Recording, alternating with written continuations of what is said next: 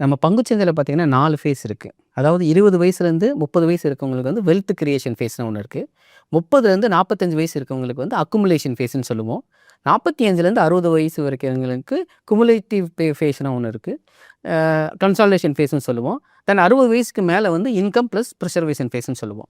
So இந்த 4 ஃபேஸை base பண்ணி தான் நீங்க இன்வெஸ்ட்மென்ட் பண்ணா உங்களுக்கு வந்து குரோத் வைஸ் வந்து பெட்டரா இருக்கும்.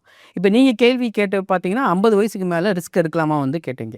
சரி, டெஃபினட்டா வந்து 50 வயசுக்கு மேல ரிஸ்க் எடுக்கலாம். பட் இந்த 50 வயசு பார்த்தீங்கன்னா, நான் சொன்ன ஃபேஸ்ல வந்து 3வது ஃபேஸ்ல வந்து கன்சாலிடேஷன் ஃபேஸ்ல வந்து அது அது வந்து நடுவுல இருக்கும்.